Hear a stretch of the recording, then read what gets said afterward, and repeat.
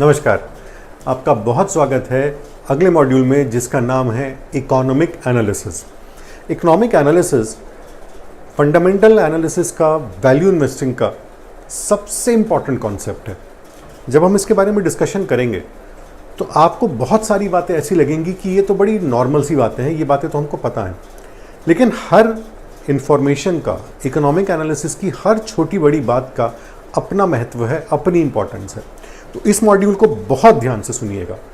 अभी तक जो भी बातें हमने पढ़ी हैं, चाहे वो म्यूचुअल फंड्स के बारे में हो, सिक्योरिटीज़ के बारे में हो, इन्वेस्टमेंट स्ट्रैटेजीज़ के बारे में हो, प्राइमरी सेकेंडरी मार्केट्स के बारे में और रिसर्च एनालिसिस की फाउंडेशन के बारे में, ये सब बातें, ये सारी इंफॉर्मेशन, इसका सिर्फ इतना पर्पस था कि हमें यहाँ तक लेकर आए कि अब जब हम इकोनॉमिक एनालिसिस की बात करें तो हम उसे ज़्यादा अच्छी तरीके से समझने की कंडीशन में हो। फंडामेंटल एनालिसिस में, स्टॉक सिलेक्शन में, हमारा जो भी हम कोर्स कर रहे हैं, जो भी हम पढ़ रहे हैं, इसका सिर्फ एक पर्पज़ है कि हम अच्छे स्टॉक्स को सिलेक्ट कर पाएँ। अच्छे स्टॉक्स को सिलेक्ट करने के लिए हमें एक अच्छे इकोनॉमिक एनालिस्ट की तरह सोचना पड़ता है। इसके लिए हम कोई भी इंफॉर्मेशन छोड़ नहीं सकते, कोई भी इंफॉर्मेशन हम ये नहीं कर सकते कि ये काम की नहीं है या ये बात तो मुझे पहले से पता थी। हर बात पे बहुत ध्यान देना ज़रूरी है, बार बार इन बातों को सुनना ज़रूरी है, बार बार इन चैप्टर्स को पढ़ना ज़रूरी है, ताकि ये बातें बिल्कुल दिमाग में बैठ जाएं। जब भी हम कोई भी एनालिसिस लेके बैठें, किसी भी कंपनी की एनालिसिस लेके बैठें, तो उस एनालिसिस का, हमारी एनालिसिस का जो बैकग्राउंड है वो इस इंफॉर्मेशन पे बेस्ड होना चाहिए। हमेशा, हर बार, चाहे कोई भी कंपनी हो, कोई भी स्टॉक और कोई भी सेक्टर हो, इकोनॉमिक एनालिसिस उस फाउंडेशन के ऊपर का स्टेप है। जब हम और डीपली समझने की कोशिश करते हैं कि किस तरीके से पैसा खर्च किया जाता है एक इकोनॉमी में, किस तरीके से कोई कंज्यूमर कोई प्रोडक्ट खरीदता है, और किस तरीके से गवर्नमेंट और आरबीआई ये डिसाइड करते हैं कि आगे अब इकोनॉमी को किस तरीके से लेके जाना है। इकोनॉमिक एनालिसिस इकोनॉमिक्स का पार्ट है और इकोनॉमिक्स एक बहुत ही डीप ब्रांच है, लेकिन मुझे और आपको इकोनॉमिक्स नहीं पढ़नी है, हमें एनालिसिस समझनी है। हमें यह समझना है कि स्टॉक सिलेक्शन में कौन से पॉइंट्स हैं जो बेहद इंपॉर्टेंट हैं। स्टार्ट करने के लिए इकोनॉमिक एनालिसिस को या इकोनॉमी को दो बड़ी ब्रांचेस में डिवाइड किया जाता है। पहली ब्रांच है माइक्रो इकोनॉमिक्स। माइक्रो मतलब छोटी इकोनॉमिक्स, सेक्टर वाइज इकोनॉमिक्स। एक आम आदमी क्या चीज़ खरीदना चाहता है, कौन सी सर्विस लेना चाहता है, कौन सा प्रोडक्ट खरीदना चाहता है, इस्तेमाल करना चाहता है, इस डिसीजन के बेस पे कंपनीज ये डिसाइड करती हैं, इस इंफॉर्मेशन के बेस पे, जो भी एक आम आदमी कोई चीज़ खरीदना चाहता है, कोई सर्विस लेना चाहता है, उसके बेस पे कंपनीज और फर्म्स ये डिसाइड करती हैं कि उन्हें क्या प्रोडक्ट बनाना है, किस तरीके से वो अपनी सर्विस को प्रोवाइड करना चाहते हैं, क्या सर्विस की डिमांड चल रही है, उस हिसाब से वो अपने बिजनेस को मॉडिफाई करते हैं या आगे बढ़ाते हैं। तो माइक्रो इकोनॉमिक्स को कई बार थ्योरी ऑफ द फर्म भी कहा जाता है, यानी कि फर्म की थ्योरी। फर्म का मतलब है कंपनी। तो कंपनी क्या सोचती है वो इस बात पे डिपेंड करता है, या इस बात पे डिपेंड करना चाहिए कि नॉर्मल पॉपुलेशन को किस चीज़ की ज़रूरत है। सुनने में ये बात बड़ी नॉर्मल सी लगती है, लगता है इसमें ऐसी कौन सी बड़ी बात है, ये तो है ही, जिस चीज़ की डिमांड होगी वही चीज़ बनेगी। अब इसमें जो इंटरेस्टिंग पार्ट आता है वो ये एज एन एनालिस्ट जिस बात का मुझे और आपको ध्यान रखना चाहिए वो ये कि मान लीजिए किसी सेक्टर में डिमांड बढ़ रही है प्रोडक्ट की, कोई सेक्टर है जो आगे चल रहा है, कोई प्रोडक्ट ज़्यादा बिक रहा है। जैसे मोबाइल्स की मान लीजिए डिमांड बढ़ी, एक टाइम आया था जब मोबाइल्स की डिमांड बहुत तेज़ी से बढ़ी थी। उस समय हमें यह देखना है कि जो कंपनीज मोबाइल्स बना रही हैं, क्या वो भी इस बढ़ती हुई डिमांड के साथ अपने आप को आगे बढ़ा रही हैं या बढ़ाने की कोशिश कर रही हैं। चाहे वो प्रोडक्शन बढ़ाने की कोशिश कर रही हो, चाहे वो अपनी सेल्स बढ़ाने की कोशिश कर रही हो, या एडवर्टाइजिंग के जरिए अपने प्रोडक्ट की अवेयरनेस बढ़ाने की कोशिश कर रही हो। प्रोडक्शन बढ़ाने के लिए नई फैक्ट्री लगाई जा सकती है, नई मशीनें खरीदी जा सकती हैं, मौजूदा फैक्ट्रीज़ को ही और एक्सपैंड किया जा सकता है, नए एम्प्लॉयज़ रखे जा सकते हैं, मैनेजमेंट में चेंजेस किए जा सकते हैं, नए नए प्रोडक्ट्स को लाया जा सकता है, नए मॉडल्स निकाले जा सकते हैं। कितनी सारी चीज़ें हैं जो एक कंपनी कर सकती है। तो हमें ये देखना है एज अ रिसर्च एनालिस्ट कि क्या कोई कंपनी इस तरफ कदम बढ़ा रही है, एडवर्टाइजिंग बढ़ा रही है, प्रोडक्ट बढ़ रहा है, ठीक है, उसकी डिमांड बढ़ रही है, बट दिखेगा तो वही जो बिकता है। तो इसलिए क्या कंपनी अपने प्रोडक्ट को दिखा रही है एडवर्टाइजिंग के जरिए? क्या फोन्स में जब भी हम YouTube यूज़ करते हैं, क्या वहाँ पे हमें प्रोडक्ट का ऐड दिख रहा है? ये टेलीविज़न पे हमें प्रोडक्ट का ऐड दिख रहा है, अखबारों में प्रोडक्ट का ऐड दिख रहा है, होर्डिंग्स पे प्रोडक्ट का ऐड दिख रहा है? क्या कंपनी प्रोएक्टिव है? अगर कंपनी इस मामले में प्रोएक्टिव है, इसका मतलब है कि मैनेजमेंट बहुत ही समझदार है। वो समझ गए हैं कि अब उनके प्रोडक्ट की डिमांड आ चुकी है और वो अपने इस बढ़ती हुई डिमांड को पूरी तरीके से कैप्चर करना चाहते हैं अपने कंपनी के बलबूते पे, अपने कंपनी की शक्ति के हिसाब से, अपनी प्रोडक्शन कैपेसिटीज़ को बढ़ा करके, चाहे सेल्स को बढ़ा करके, अपनी प्रोडक्ट की अवेयरनेस बढ़ा करके, चाहे जैसे भी, बट उस अपॉर्चुनिटी को पूरी तरीके से इस्तेमाल करना चाहते हैं। तो ये एक अच्छे मैनेजमेंट की तरफ पॉइंट आउट करती है। वहीं चाहे कितनी भी डिमांड किसी प्रोडक्ट की बढ़ रही हो और कंपनी चाहे कितना भी अच्छा प्रोडक्ट बनाती हो, लेकिन अगर वो अपनी सेल्स को बढ़ाने की कोशिश नहीं कर रही, वो सिर्फ भगवान भरोसे बैठे कि हम तो प्रोडक्ट अच्छा बनाते ही हैं, लोग हमारे बारे में जानते ही हैं, हमारा प्रोडक्ट तो बिकता रहेगा, ऐसा कभी नहीं होगा। अच्छी से अच्छी कंपनी को अपना प्रोडक्ट बढ़ती हुई इकोनॉमी में बढ़ाने की कोशिश करनी चाहिए। इसका एग्जाम्पल मैं आपको देता हूँ। जैसे कि एप्पल, सब जानते हैं कि एप्पल का फ़ोन, एप्पल का लैपटॉप सबसे अच्छे हैं, दुनिया की सबसे वैल्यूएबल कंपनीज में से एक है एप्पल, सबसे प्रेस्टीजियस ब्रांड है। बट आप अखबार उठा के देखिए, आए दिन आपको एप्पल के ऑफर्स मिलेंगे, आए दिन आपको एप्पल का एडवर्टाइजमेंट मिलेगा, फ्रंट पेज पे, पूरे पेज पर एडवर्टाइजिंग आती है। तो ये दिखाता है कि एप्पल का मैनेजमेंट कितना प्रोएक्टिव है, कितना समझदार है। उसे पता है कि मोबाइल की डिमांड्स बढ़ रही है, हमारे प्रोडक्ट की अवेयरनेस बढ़ रही है, लेकिन हमें इस अवेयरनेस को बढ़ाते ही जाना है। हमें हर आदमी के पास अपना एक एप्पल का फ़ोन पहुंचाना है अपनी ही कंडीशंस पे। कितना समझदार मैनेजमेंट है। पैसे कम नहीं करते वो लोग, छोटे मोटे ऑफर्स दे देते हैं, लेकिन प्रोडक्ट की जो ब्रांड अवेयरनेस है वो इतनी ज़्यादा क्रिएट कर दी है उन्होंने कि आज एप्पल का फ़ोन रखना या एप्पल का लैपटॉप रखना एक प्रेस्टीज इशू हो गया है। और हर आदमी की एक ही महत्वाकांक्षा होती है कि मैं किसी तरीके से एक अच्छा एप्पल का आईफोन 12 खरीद लूँ, आईफोन 12 प्रो मैक्स खरीद लूँ, चाहे वो उसकी कीमत लाखों में ही क्यों ना हो। तो ये दिखाता है कि मैनेजमेंट कितना समझदार है। वहीं दूसरी तरफ अगर कोई कंपनी है जो कोई भी एफर्ट नहीं कर रही, वो सोचती है हम तो बहुत अच्छा प्रोडक्ट बनाते हैं, हमारा प्रोडक्ट बिकेगा, डिमांड तो बढ़ी रही है, ऐसा कभी नहीं होगा। धीरे धीरे उस कंपनी पर ताले लग सकते हैं अगर वो अपने आप को अपडेटेड नहीं रखेंगे। इसका बहुत अच्छा एग्जाम्पल है नोकिया। जिन दोनों मोबाइल फ़ोन्स की डिमांड बहुत तेज़ी से बढ़ी, जिन सालों में मोबाइल फ़ोन्स की डिमांड बहुत तेज़ी से बढ़ी, उन्हीं सालों में नोकिया कंपनी बंद हो गई। जबकि एक टाइम पे नोकिया का फ़ोन सबसे ज़्यादा डिमांड में था, क्योंकि नोकिया ने अपने आप को अपडेट नहीं करा। नोकिया ने अपने प्रोडक्शन को, अपने मॉडल्स को अपडेट करने की कोशिश नहीं करी। उन्हें लगा कि शायद हम इसी बिजनेस मॉडल पर काम करते करते आगे बढ़ जाएंगे, लेकिन उनके सामने दूसरी कंपनीज बहुत तेज़ी से मार्केट कैप्चर करके चली गई। फाइनली नोकिया की फैक्ट्रीज पे ताले लग गए। तो कंपनीज कई तरीके से अपने बिजनेस को आगे बढ़ाने की कोशिश करती हैं, और किसी भी इन्वेस्टमेंट का सिर्फ एक ही ध्येय होता है। किसी भी इन्वेस्टमेंट से हमें तभी रिटर्न मिल सकता है अगर कंपनी अपने प्रॉफिट्स को बढ़ाए, तभी उसके शेयर की प्राइस ऊपर जाएगी और तभी मेरे और आपके स्टॉक्स मल्टी बैगर बनेंगे। तो माइक्रो इकोनॉमिक्स को अगर हम समझते हैं, माइक्रो इकोनॉमिक्स के इस छोटे से प्रिंसिपल को अगर हम समझते हैं, तो यहाँ से हम मैनेजमेंट के बारे में कुछ बातों का अंदाज़ा लगा सकते हैं। मैं ये नहीं कह रहा कि मैनेजमेंट की सारी पॉलिसीज़ हमें इन बातों से पता चलती हैं, बट जैसा कि मैंने शुरू में भी कहा था कि मैनेजमेंट एनालिसिस एक बहुत ही इंपॉर्टेंट और बहुत ही डिफ़िकल्ट पार्ट है किसी भी रिसर्च एनालिसिस का। तो यहाँ से भी हमें मैनेजमेंट के बारे में थोड़े से इंसाइट्स मिल सकते हैं। अब दूसरी तरफ आते हैं मैक्रो इकोनॉमिक्स पे। तो माइक्रो इकोनॉमिक्स ने जहाँ छोटे छोटे सेक्टर्स में डील किया, उसने क्लासेस ऑफ पब्लिक कि भाई मिडिल क्लास को क्या चाहिए या इस स्टेट में किस चीज़ की डिमांड है, छोटे छोटे सेगमेंट्स में इकोनॉमी को स्टडी करने की कोशिश करी। वहीं मैक्रो इकोनॉमिक्स एक बड़े लेवल पे इन सब चीज़ों को स्टडी करती है और इन सब चीज़ों को मिला करके वो ये बताती है कि इंडिया में किस चीज़ की डिमांड चल रही है, इंडिया में कितने लोगों को नौकरी मिल रही है, कितने लोगों को नौकरी नहीं मिल पा रही, कितना पैसा इंडिया में कमाया जा रहा है, कितना पैसा गवर्नमेंट के पास जा रहा है, गवर्नमेंट को किस तरीके से पैसा खर्च करना है।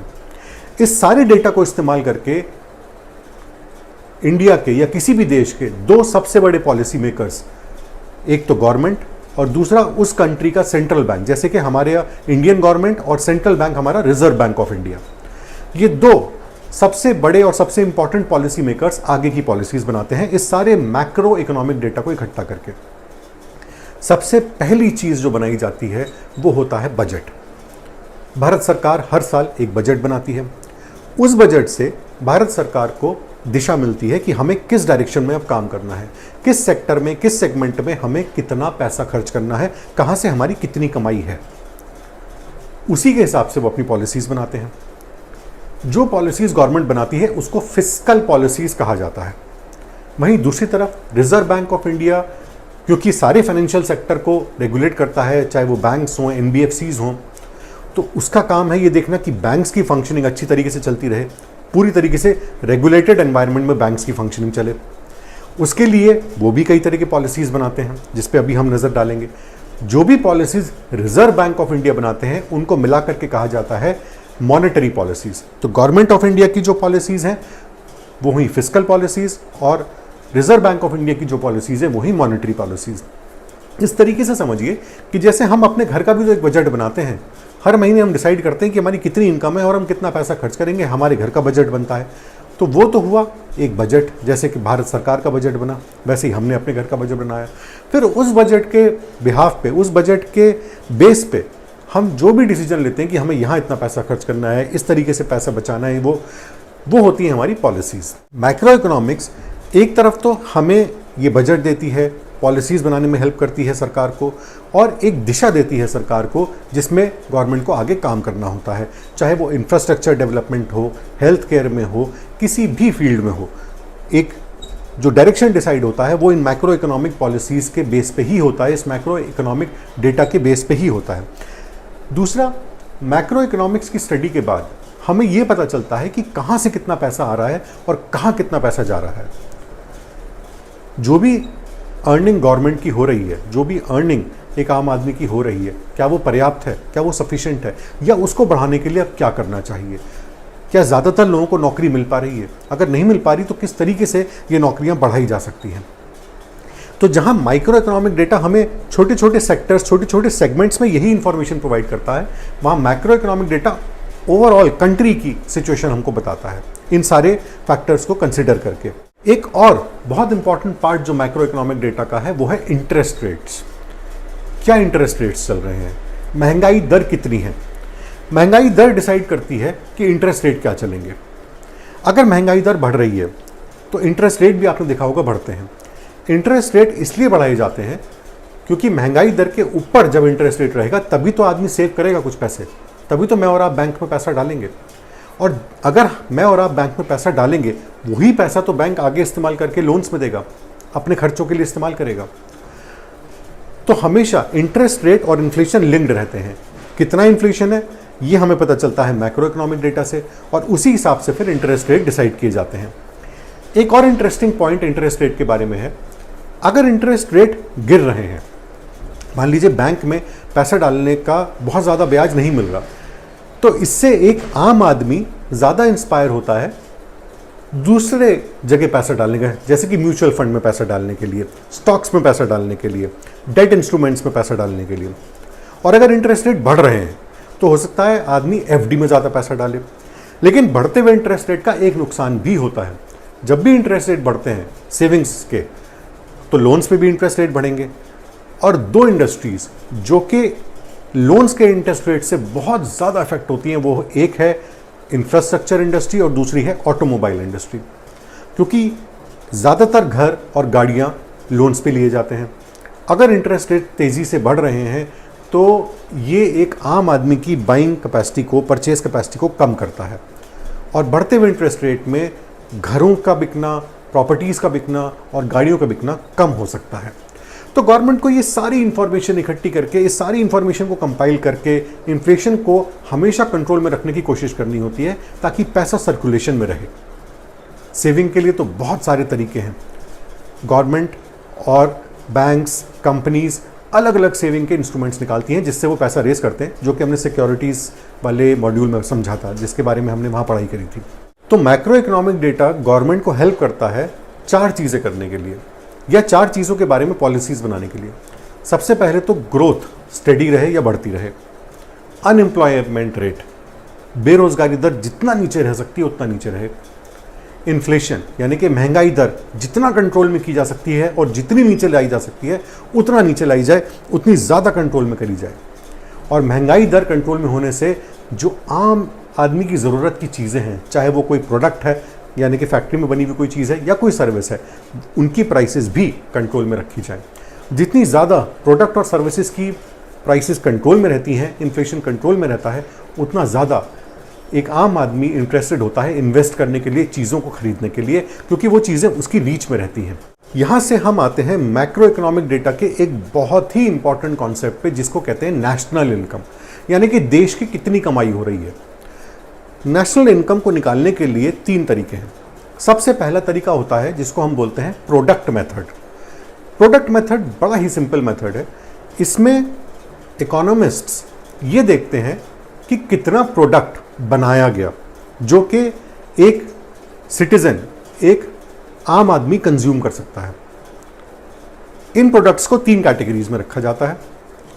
सबसे पहला होता है एग्रीकल्चर, दूसरा होता है प्रोडक्ट्स यानी कि वो प्रोडक्ट्स जो कि फैक्ट्रीज में बनाए गए, तीसरी होती हैं सर्विसेज। ये 3 मेजर कैटेगरीज हैं जिनके अंदर प्रोडक्ट मेथड में ये कैलकुलेट करा जाता है कि कितना एग्रीकल्चरल प्रोडक्शन हुआ, कितना प्रोडक्ट मैन्युफैक्चर किया गया और कितनी सर्विसेज रेडी हैं। ये वो प्रोडक्ट्स होते हैं, चाहे वो एग्रीकल्चर हो, चाहे मशीन में बना हुआ प्रोडक्ट हो, कंपनी में मैन्युफैक्चर किया हुआ प्रोडक्ट हो, या कोई सर्विस हो जो कि आम आदमी के इस्तेमाल के लिए तैयार है। अगर इनमें से कोई भी प्रोडक्ट ऐसा है जो बीच का प्रोडक्ट है, जिसके बेस पे अभी आगे कोई प्रोडक्ट बनाया जाना है, तो वो प्रोडक्ट इस मेथड में काउंट नहीं किया जाता। सिर्फ तैयार प्रोडक्ट्स ही, तैयार सर्विसेज ही, तैयार एग्रीकल्चरल प्रोडक्ट्स ही काउंट किए जाते हैं जो कि अब सिटीजन्स द्वारा, नागरिकों द्वारा इस्तेमाल किए जाने हैं। इन सब चीज़ों को मिला करके हमें मिल जाता है प्रोडक्ट मेथड से नेशनल इनकम, क्योंकि जितना प्रोडक्ट बनाया जाएगा वही तो इस्तेमाल होगा, तो इससे हमें नेशनल इनकम का अंदाज़ा लगता है। नेक्स्ट तरीका नेशनल इनकम निकालने का है इनकम मेथड। इनकम मेथड के लिए सारे सिटीजन्स को 4 कैटेगरीज में बांटा जाता है। सबसे पहली कैटेगरी होती है एम्प्लॉयज़। एम्प्लॉयज़ में आते हैं लेबर्स और अदर एम्प्लॉयज़। देखा जाता है कि इनको टोटल कितनी सैलरीज या कितनी वेजेस दी गई। दूसरे आते हैं प्रोफेशनल्स। प्रोफेशनल्स यानी कि सेल्फ एम्प्लॉयड, जैसे कि doctors, architects, chartered accountants, lawyers. ये देखते हैं कि कितनी इनकम इस क्लास ने जनरेट करी। तीसरी कैटेगरी होती है एंटरप्रेन्योर्स की, यानी कि जो कंपनीज के संस्थापक हैं, जिन्होंने फैक्ट्रीज लगाई हैं, कंपनीज लगाई हैं, फर्म्स बनाई हैं, इनकी इनकम देखी जाती है। और चौथी कैटेगरी होती है इन्वेस्टर्स की, यानी कि वो लोग जो कि अपना पैसा आगे एंटरप्रेन्योर्स को देते हैं इन्वेस्ट करने के लिए, अपने कंपनीज में लगाने के लिए, और वो इस कैपिटल एप्रिसिएशन का फ़ायदा उठाते हैं, या फिर अगर उन्होंने किसी प्रॉपर्टी में इन्वेस्ट कर रखा है तो प्रॉपर्टी के कैपिटल एप्रिसिएशन का या रेंटल इनकम से पैसा अर्न करते हैं। तो इन 4 कैटेगरीज ऑफ सिटीजन्स में, यानी कि एम्प्लॉयज़, प्रोफेशनल्स, एंटरप्रेन्योर्स और इन्वेस्टर्स, इन चारों कैटेगरीज की अलग अलग इनकम देखी जाती है कि कितनी इनकम इन्होंने जनरेट करी, और उस सब को मिला करके नेशनल इनकम बनाई जाती है इनकम मेथड से। तीसरा तरीका आता है एक्सपेंडिचर मेथड। इसमें यह देखा जाता है कि कितना पैसा खर्च किया गया, जिससे इनकम का अंदाज लगाया जाता है। कॉन्सेप्ट ये है कि जितना पैसा खर्च किया जाएगा वो सारा किसी न किसी ने कमाया है, तो उससे हम नेशनल इनकम का अंदाज़ा लगा सकते हैं। एक्सपेंडिचर मेथड से नेशनल इनकम कैलकुलेट करने के लिए हम खर्च करने वालों को 3 कैटेगरीज में डिवाइड करते हैं। सबसे पहले होते हैं इंडिविजुअल्स, जैसे कि मैं और आप, फिर होते हैं कॉरपोरेट्स, और तीसरे होती है गवर्नमेंट। इन तीनों कैटेगरीज में देखा जाता है कि कितना इंडिविजुअल्स ने पैसा खर्च किया, कितना गवर्नमेंट ने पैसा खर्च किया और कितना कॉरपोरेट्स ने पैसा खर्च किया। इसको मिला दिया जाता है और इससे ये अंदाज लगाया जाता है कि इनकम कितनी जनरेट होगी। तो ये भी नेशनल इनकम निकालने का एक तरीका है। इन तीनों ही मेथड से जब इनकम निकाली जाती है, चाहे वो प्रोडक्ट मेथड हो, चाहे इनकम मेथड हो या एक्सपेंडिचर मेथड हो, थोड़ा थोड़ा डिफरेंस आता है, क्योंकि डेटा कलेक्शन में थोड़ी सी प्रॉब्लम हो सकती है और बाकी जो इनके अंदर थोड़े थोड़े डिफरेंसेस हैं तरीके में, तो उसकी वजह से थोड़ा सा डिफरेंस इनमें आता है।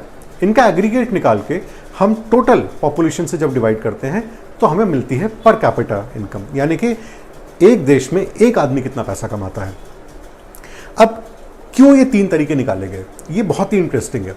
जब भी हम प्रोडक्ट मेथड से इनकम निकालते हैं तो इनकम तो हम कैलकुलेट कर ही रहे हैं, लेकिन हमें साथ में ये भी पता चलता है कि एक कंट्री में कितना एग्रीकल्चरल प्रोडक्शन हुआ, कितना एक कंट्री में प्रोडक्ट्स का प्रोडक्शन था और कितना सर्विसेज का प्रोडक्शन था, यानी कि कितना कंट्रीब्यूशन टोटल इनकम का एग्रीकल्चर द्वारा था, कितना प्रोडक्शन के द्वारा था और कितना सर्विसेज के द्वारा था। जैसे इंडिया में एग्रीकल्चर करीब 60% वेटेज देता है इनकम में। जब हम इनकम मेथड से पैसा कैलकुलेट करने की कोशिश करते हैं, नेशनल इनकम कैलकुलेट करने की कोशिश करते हैं, तो उससे हमें पता चलता है कि डिफरेंट क्लासेस ऑफ सोसाइटी यानी कि एम्प्लॉयज़, एंटरप्रेन्योर्स, इन्वेस्टर्स और प्रोफेशनल्स कितना कितना पैसा कमाते हैं। जब हम एक्सपेंडिचर मेथड से पैसा कैलकुलेट करने की कोशिश करते हैं तो हमें पता चलता है कि इंडिविजुअल्स कितना पैसा खर्च करते हैं एक साल में, गवर्नमेंट कितना पैसा खर्च करती है और कॉरपोरेट्स कितना पैसा खर्च करते हैं। तो ये तीनों तरीके अलग अलग तरीके से नेशनल इनकम तो देते ही हैं, साथ में हमें अलग अलग सेक्टर्स, अलग अलग सेगमेंट्स में भी बताते हैं कि कितना पैसा कमाया जा रहा है या खर्च किया जा रहा है। तो तीनों ही तरीकों की अपनी अपनी अहमियत है, अपनी अपनी इंपॉर्टेंस है, और तीनों तरीकों को मिला करके उनका एग्रीगेट लेके, उनका एवरेज लेके हम नेशनल इनकम निकाल सकते हैं और टोटल नंबर ऑफ सिटीजन से डिवाइड करके हम पर कैपिटा इनकम किसी भी देश की कैलकुलेट कर सकते हैं। जब हम पर कैपिटा इनकम कैलकुलेट करते हैं तो उससे हमें पता चलता है कि एक आदमी के पास एक साल में कितना पैसा आता है। उससे हम आइडिया लगाते हैं कि इसकी खर्च करने की क्षमता कितनी हो सकती है। पर कैपिटा इनकम जब किसी देश की बढ़ती है तो इसका मतलब है इकोनॉमी अच्छी है, प्रोग्रेस कर रही है। जब पर कैपिटा इनकम किसी भी देश की कम होती है तो वो एक अच्छा साइन नहीं होता, यानी कि फॉरेन इन्वेस्टर्स भी जो देश के बाहर बैठे हैं वो उस देश में इन्वेस्ट करने से घबराएंगे जहां पर कैपिटा इनकम कम होती जा रही है, क्योंकि उन्हें अपने इन्वेस्टमेंट्स की सेफ्टी दिखाई नहीं देगी। अब जब हमें अलग अलग सेगमेंट्स, अलग अलग क्लासेस ऑफ सोसाइटी में ये पता चल जाता है कि कितने पैसे खर्च हो रहे हैं और कितने कमाए जा रहे हैं, तो उस हिसाब से गवर्नमेंट अपनी पॉलिसीज़ को मॉडिफाई कर सकती है या नई पॉलिसीज़ निकाल सकती है, क्योंकि अब सरकार को पता है कि किस जगह कमी चल रही है, किस जगह अच्छा चल रहा है, तो उस हिसाब से अपनी पॉलिसीज़ को मॉडिफाई कर सकती है गवर्नमेंट। तो आप इस बात को समझ के चलिएगा कि ये तीनों ही तरीकों की बहुत इंपॉर्टेंस है, अपनी अपनी अलग अलग इंपॉर्टेंस है। अब हम आते हैं एक छोटा सा डिस्कशन इन्फ्लेशन के ऊपर। इन्फ्लेशन, जैसा कि हम सब जानते हैं, महंगाई दर होती है। इन्फ्लेशन कोई वो पैसा नहीं है जो हमें कहीं टैक्स के रूप में जमा कराना पड़ता है। इन्फ्लेशन वो चीज़ है जो हमारे पैसे की बाइंग पावर को कम कर देती है। जितनी ज़्यादा महंगाई दर हर साल बढ़ेगी उतनी ज़्यादा हमारे पैसे की बाइंग पावर कम हो जाती है। बहुत ज़्यादा डीप में इन्फ्लेशन में जाने की ज़रूरत नहीं है, क्योंकि रिसर्च एनालिसिस में बहुत ज़्यादा इन्फ्लेशन का रोल नहीं आता। जो भी रिटर्न्स हमें स्टॉक्स में मिलते हैं, ग्रोथ कंपनीज में मिलते हैं, वो ऑटोमेटिकली इन्फ्लेशन एडजस्टेड ही होते हैं। इतना समझने की ज़रूरत ज़रूर है, जैसा कि अभी हमने कुछ देर पहले डिस्कस किया था, कि जितना इन्फ्लेशन बढ़ता है तो उस हिसाब से इंटरेस्ट रेट बढ़ाए जाते हैं। जितने ज़्यादा इंटरेस्ट रेट बढ़ेंगे उतना ज़्यादा लोन्स महंगे होते चले जाएंगे, और महंगे लोन्स इंफ्रास्ट्रक्चर सेगमेंट को और ऑटोमोबाइल सेगमेंट को बहुत ज़्यादा अफेक्ट करते हैं। देखिए, साबुन, शैम्पू, तेल या खाने की चीज़ें लेने के लिए मैं और आप लोन नहीं लेते, लेकिन जब हमें गाड़ी खरीदनी होती है, जब हमें घर खरीदना होता है या कोई बड़ी चीज़ खरीदनी होती है तो हम लोन्स लेते हैं। ज्वेलरी खरीदने के लिए भी हम लोन्स नहीं लेते। लेकिन अगर इन्फ्लेशन की वजह से गोल्ड महंगा होता है तो गोल्ड की सेल भी कम हो सकती है, उन दिनों ज्वेलरी की सेल भी कम हो सकती है। तो इस तरीके से इन्फ्लेशन का असर कुछ इंडस्ट्रीज़ पर डायरेक्टली या इनडायरेक्टली पड़ता है। बहुत सारी चीज़ें इन्फ्लेशन से बच जाती हैं, जो जैसे FMCG कंपनीज़ का मैंने जिक्र किया। FMCG प्रोडक्ट्स तो बिकेंगे ही बिकेंगे, थोड़ी बहुत 19-20 सेल कम या ज़्यादा हो सकती है, बट इससे ज़्यादा फ़र्क इन्फ्लेशन का उन पर नहीं आएगा। प्राइस चाहे कितनी भी हो, जो प्रोडक्ट्स डेली इस्तेमाल के हैं वो तो तब भी खरीदे और बेचे जाएंगे। अब हम मैक्रो इकोनॉमिक्स के अगले स्टेप पे चलते हैं। The next point of macro economics is FDI and FPI investment.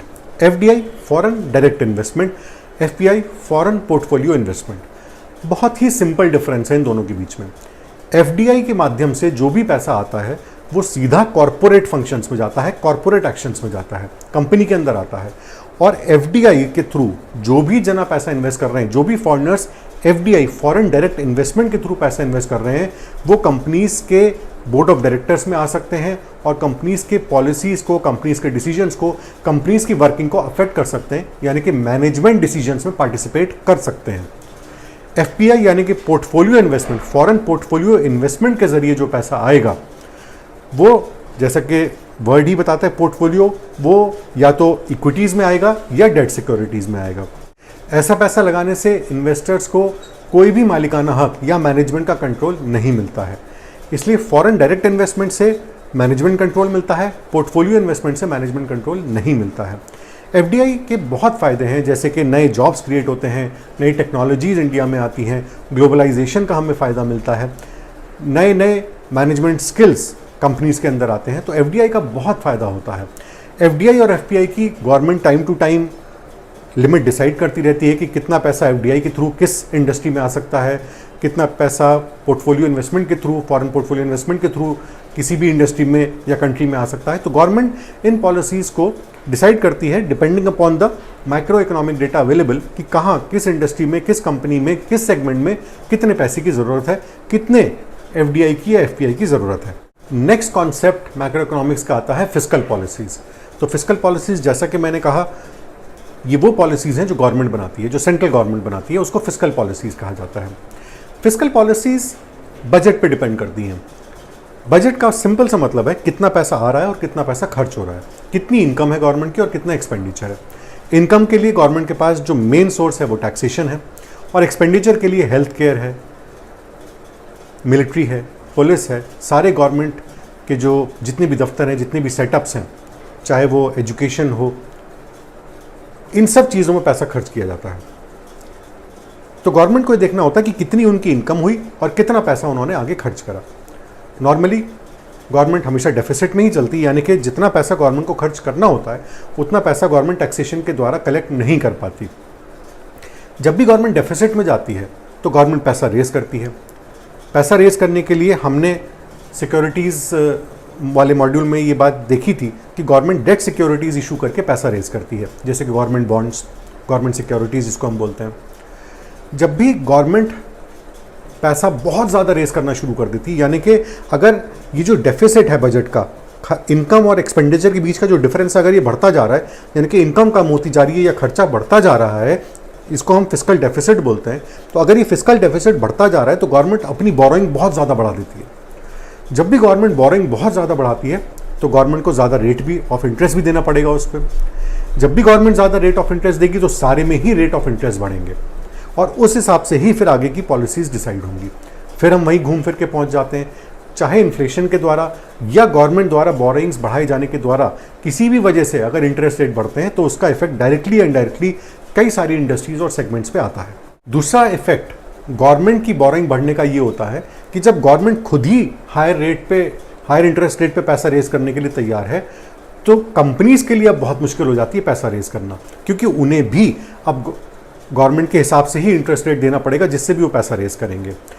और अगर वो गवर्नमेंट से ज़्यादा इंटरेस्ट रेट नहीं देंगे तो इन्वेस्टर्स की पहली प्रेफरेंस तो गवर्नमेंट के बॉन्ड्स ही रहेगी, क्योंकि गवर्नमेंट के बॉन्ड सबसे ज़्यादा सेफ कंसिडर किए जाते हैं। तो आम इन्वेस्टर या बड़े से बड़ा इन्वेस्टर भी यही कोशिश करेगा कि मैं गवर्नमेंट सिक्योरिटीज़ में या गवर्नमेंट बॉन्ड्स में ही पैसा लगाऊं। तो एक तरफ तो महंगाई दर बढ़ने से या फिर इंटरेस्ट रेट किसी भी वजह से बढ़ने से इंडस्ट्रीज़ पे फ़र्क पड़ा, और दूसरी तरफ गवर्नमेंट ने अगर अपने इंटरेस्ट रेट बोरिंग के बढ़ा दिए तो कॉर्पोरेट्स के लिए भी बहुत मुश्किल हो जाती है पैसा रेज करना। इस वजह से जब कॉर्पोरेट्स पैसा रेज नहीं कर पाते तो हो सकता है उनकी ग्रोथ स्लो हो जाए, कुछ सेगमेंट्स की ग्रोथ स्लो हो जाए, खासतौर से उन कंपनीज़ की जो कैश रिच नहीं है, जिन्हें अपने बिजनेस के लिए बहुत जल्दी जल्दी पैसे की ज़रूरत पड़ती है। कुछ कंपनीज तो होती हैं जो कैश रिच मॉडल पे काम करती हैं, रोज़ रोज़ उनको पैसा रेज करने की ज़रूरत नहीं होती, लेकिन कुछ कंपनीज होती हैं जिन्हें बहुत जल्दी जल्दी पैसा रेज करने की ज़रूरत पड़ती है। उनका सारा बिजनेस इस बात पर डिपेंड करता है कि कितना कैश वो जनरेट कर सकते हैं, क्योंकि उनका पैसा हमेशा बाजार में लगा हुआ होता है, हमेशा उनके बिजनेस में लगा हुआ होता है। तो ऐसी कंपनीज की मुश्किल बढ़ सकती है अगर किसी भी वजह से छोटे छोटे फ्लक्चुएशंस भी इंटरेस्ट रेट में आते हैं, तो ऐसी कंपनीज की मुसीबत बहुत ज़्यादा बढ़ सकती है। तो जब भी हम ऐसी कंपनीज में इन्वेस्ट करें जो कि बोरो करे हुए पैसे पे बहुत ज़्यादा डिपेंडेंट है, या जिनकी कैश सिचुएशन इस तरीके की है कि बहुत सारा पैसा उनको लगातार बिजनेस में लगाए रखना पड़ता है, तो हमें हमेशा इस बात को दिमाग में रखना चाहिए कि ऐसी कंपनीज में हम बहुत लंबे समय तक इन्वेस्टेड नहीं रहेंगे। ऐसी कंपनीज में हमें एक प्राइस टारगेट के हिसाब से ही काम करना चाहिए। जबकि अगर कैश रिच कंपनीज हैं, जिन कंपनीज को रोज़ बहुत ज़्यादा पैसा रेस करने की ज़रूरत नहीं है, वो प्रोडक्ट या सर्विस बनाते हैं, आगे बेचते हैं, जिससे उन्हें इनकम होती है और बहुत ज़्यादा पैसा उनका कभी भी बिजनेस में नहीं लगा होता, तो ऐसी कंपनीज में हम लंबे समय के लिए इन्वेस्टेड रह सकते हैं। क्योंकि लंबे समय में अगर छोटे मोटे फ्लक्चुएशंस इंटरेस्ट रेट में आते हैं तो उसका बहुत ज़्यादा फर्क इन कंपनीज पे नहीं आएगा। इसी हिसाब से कितना फिस्कल डेफिसिट है, यानी कि गवर्नमेंट की इनकम और एक्सपेंडिचर के बीच में कितना डिफरेंस है, जो भी गवर्नमेंट पॉलिसीज बनाती है उन्हें 3 कैटेगरीज में डाल दिया जाता है फिस्कल डेफिसिट के हिसाब से। सबसे पहली कैटेगरी होती है न्यूट्रल फिस्कल पॉलिसी, यानी कि जब गवर्नमेंट की इनकम और एक्सपेंडिचर दोनों इक्विलिब्रियम में हैं, दोनों बराबर हैं करीब करीब, तो गवर्नमेंट को बहुत ज़्यादा कोई चेंजेस अपनी पॉलिसीज़ में करने की ज़रूरत नहीं है। उसे सिर्फ इंडस्ट्री को बढ़ावा देना होता है, सर्विसेज को और इंडिविजुअल्स को, कॉरपोरेट्स को बढ़ावा देना होता है, चाहे वो प्रोफेशनल्स हों, चाहे एम्प्लॉयज़ हों, चाहे इन्वेस्टर्स हों, चाहे एंटरप्रेन्योर्स हों, कि अपने अपने काम को आगे बढ़ाते रहें और एक न्यूट्रल सी स्टेट मेंटेन करनी होती है। उसके बाद जो भी हार्ड वर्किंग लोग होते हैं वो अपने आप अपने काम को आगे बढ़ा लेते हैं। तो ऐसे में गवर्नमेंट की जो पॉलिसीज़ आती हैं वो जनरली न्यूट्रल फिस्कल पॉलिसीज़ आती हैं, बहुत ज़्यादा इफेक्ट किसी भी चीज़ पे वो नहीं डालती। अब अगर गवर्नमेंट का एक्सपेंडिचर ज़्यादा होता जा रहा है, इनकम कम होती जा रही है, तो ऐसे में जो पॉलिसीज़ लाई जाती हैं उनको एक्सपेंशनरी फिस्कल पॉलिसीज़ कहा जाता है, जहाँ गवर्नमेंट अब अपने इनकम को एक्सपैंड करने की कोशिश करती है। हो सकता है वो टैक्सेस बढ़ाए, तो ऐसे में जो गवर्नमेंट पॉलिसीज़ लाएगी उसे एक्सपेंशनरी फिस्कल पॉलिसी कहा जाएगा। जब गवर्नमेंट की इनकम बहुत ज़्यादा होगी और एक्सपेंडिचर्स कम, जो कि कभी नहीं होता, लेकिन अगर ऐसा कभी होता है तो उस समय जो पॉलिसीज़ लाई जाएंगी उन्हें कहा जाएगा contractionary fiscal policies. Contractionary fiscal policies में गवर्नमेंट कोशिश करेगी कि जो भी एक्सेस पैसा हमारे पास आ रहा है उससे हमें जो भी इंटरेस्ट आगे देने हैं एज गवर्नमेंट वो हम आगे दें, या अपनी डेट्स को अगर रीपे कर सकते हैं, अगर हम कुछ बॉन्ड्स को रिडीम करवा सकते हैं तो आगे अपने लायबिलिटीज़ को कम करा जाए। लायबिलिटीज़ कम होने से बहुत अच्छा इफेक्ट जाता है फॉरेन डायरेक्ट इन्वेस्टमेंट पे और फॉरेन पोर्टफोलियो इन्वेस्टमेंट पे, क्योंकि जो बाहर बैठे लोग हैं वो इस बात पे बहुत तीखी नज़र रखते हैं कि गवर्नमेंट किस तरीके से अपनी पॉलिसीज़ ला रही है। अगर उन्हें दिखाई देता है कि गवर्नमेंट न्यूट्रल फिस्कल पॉलिसीज़ ज़्यादा ला रही है या कॉन्ट्रैक्शनरी फिस्कल पॉलिसीज़ ला रही है, तो ये बहुत ही अच्छा साइन कंसिडर किया जाता है इन्वेस्टमेंट के लिए। ऐसी कंट्रीज़ में वो पैसा इन्वेस्ट करना चाहते हैं। लेकिन अगर government expansionary fiscal policy phase में है, यानी कि उसके खर्चे बढ़ते जा रहे हैं किसी देश की सरकार के और इनकम कम होती जा रही है, तो ऐसे में हो सकता है एफडीआईज़ और एफपीआईज़ पैसा इन्वेस्ट करने से कतराएं और उस देश में पैसा इन्वेस्ट करना बाहर वालों के लिए मुश्किल हो जाए। जैसे फिस्कल पॉलिसीज़, वैसे ही आरबीआई की या सेंट्रल बैंक की मॉनेटरी पॉलिसीज़। मॉनेटरी पॉलिसीज़ भी 2 कैटेगरीज में डिवाइड की जाती हैं, एक्सपेंशनरी मॉनेटरी पॉलिसीज़ और कॉन्ट्रैक्शनरी मॉनेटरी पॉलिसीज़, कि बिल्कुल फिस्कल पॉलिसीज़ के सिमिलर हैं। जब भी इकोनॉमी नीचे जा रही है, यानी कि खर्चे बढ़ते जा रहे हैं, इनकम कम होती जा रही है, तो ऐसे में सेंट्रल बैंक या आरबीआई लाते हैं एक्सपेंशनरी फिस्कल पॉलिसी, यानी कि वो कोशिश करते हैं कि इकोनॉमी को पुश मिले। उसके लिए हो सकता है वो इंटरेस्ट रेट्स को कम करें या वो कैश रिजर्व रेशियो का मतलब है कि आरबीआई ने बैंक्स के लिए एक रेशियो बना रखा है कि आपके पास जितना पैसा है उसका इतना % आपको आरबीआई के पास रखना पड़ेगा, वो कम करें। या फिर आरबीआई जिस रेट पे बैंक्स को पैसा लोन पे देते हैं उसका रेट कम कर दें। इन तीनों चीज़ों में से जो भी वो कम करें उस हिसाब से वो एक्सपेंशनरी मॉनेटरी पॉलिसी मोड में जा सकते हैं। दूसरी तरफ अगर आरबीआई को लगता है कि नहीं, इकोनॉमी बहुत ज़्यादा थ्राइव कर रही है, बहुत ज़्यादा हीटेड अब है इस समय, आदमी की इनकम बढ़ती जा रही है, नेशनल इनकम बढ़ती जा रही है, एक्सपेंडिचर कम हो रहा है, तो हो सकता है वो कॉन्ट्रैक्शनरी मॉनेटरी पॉलिसीज़ लाएँ। कॉन्ट्रैक्शनरी मॉनेटरी पॉलिसीज़ में हो सकता है वो इंटरेस्ट रेट बढ़ाएं और आदमी को सेविंग की तरफ ज़्यादा लेके जाएं, वो एनकरेज करें इन्वेस्टर्स को या इंडिविजुअल्स को सेव करने के लिए पैसा। जब इंटरेस्ट रेट ज़्यादा मिलेगा तो ऑब्वियसली हम मार्केट से पैसा निकाल करके उसे सेविंग इंस्ट्रूमेंट्स में लगाएंगे, चाहे वो एफडी के रूप में लगाएं, चाहे डेट सिक्योरिटीज़ के रूप में लगाएं। तो आरबीआई भी एक्सपेंशनरी या कॉन्ट्रैक्शनरी मॉनेटरी पॉलिसीज़ लाते हैं depending upon the state of the economy. यहीं से कुछ इंपॉर्टेंट कॉन्सेप्ट्स मॉनेटरी पॉलिसी के समझ लेते हैं या कुछ इंपॉर्टेंट टर्म समझ लेते हैं जो आप अक्सर टीवी में या फाइनेंशियल न्यूज़ चैनल पर देखते होंगे। सबसे पहला रेपो रेट। रेपो रेट वो रेट होता है जिस पे आरबीआई कमर्शियल बैंक्स को आगे पैसा लोन पे देती है। जिस रेपो रेट पे या जिस रेट पे भी आरबीआई आगे बैंक्स को देगी, बैंक उससे थोड़ा सा ज़्यादा बढ़ा करके आम जनता को देंगे। तो अगर रेपो रेट कम होता है तो कमर्शियल बैंक की वर्किंग कैपेसिटी बढ़ जाती है, उसके पास अब मार्जिन बढ़ जाता है। या तो वो बेनिफिट आम जनता को पास किया जा सकता है, आम जनता को अगर वो बेनिफिट पास होता है तो उससे हो सकता है आम आदमी की लोन लेने की कैपेसिटी और बढ़ जाए। फिर वही बात कुछ इंडस्ट्री जैसे कि इंफ्रास्ट्रक्चर या ऑटोमोबाइल पे इसका बहुत अच्छा इफेक्ट आएगा। अगर रेपो रेट बढ़ाया जाता है तो इसका मतलब है कि अब बैंक्स का मार्जिन कम होगा, या तो बैंक कम मार्जिन पे काम करेंगे या आगे उन्हें रेट बढ़ाना पड़ेगा। तो फिर आम आदमी की लोन लेने की कैपेसिटी हो सकता है कम हो जाए। ये फिर वही एक्सपेंशनरी और कॉन्ट्रैक्शनरी पॉलिसी हुई। दूसरा आता है कैश रिजर्व रेशियो। जैसा कि मैंने कहा कि बैंक्स को कुछ पैसा रिजर्व के रूप में आरबीआई के पास रखना होता है, वो इस पर डिपेंड करता है कि उन बैंक्स के पास टोटल कितना पैसा आ रहा है। इस रेशियो को कहा जाता है कैश रिजर्व रेशियो। तो जब भी कोई एक्सपेंशनरी मॉनेटरी पॉलिसी आएगी तो उसमें आरबीआई वो कैश रिजर्व रेशियो कम कर देगी, बैंक को कहेगी आप ज़्यादातर पैसा अपने पास रखो, हमारे पास कम रखो, इस पैसे को आगे दो लोगों को, ताकि लोग लोन ले सकें, अपने इस्तेमाल में इस पैसे को ले सकें और इकोनॉमी में पैसा और आए। लेकिन जब भी आरबीआई कॉन्ट्रैक्शनरी मोड में जाएगा तो हो सकता है इस कैश रिजर्व रेशियो को बढ़ा दे। वो कहे नहीं, आपके पास बहुत ज़्यादा पैसा आ रहा है, आप थोड़ा सा हमारे पास ज़्यादा रखवाइए, और इस समय आम आदमी को इतना ज़्यादा चीज़ें खरीदने की ज़रूरत नहीं है, उनको मोटिवेट करिए कि वो पैसा सेव करें। तीसरा टर्म आती है एसएलआर यानी कि statutory liquidity ratio. Statutory liquidity ratio बहुत सिंपल सा है। आरबीआई कमर्शियल बैंक्स के लिए ये नियम बनाती है कि जितना पैसा आपके पास है उसका इतना परसेंटेज आपको कैश इक्विवेलेंट्स या जैसे कि गोल्ड या फिर गवर्नमेंट ऑफ इंडिया की जो सिक्योरिटीज़ हैं उसमें होल्ड करना है।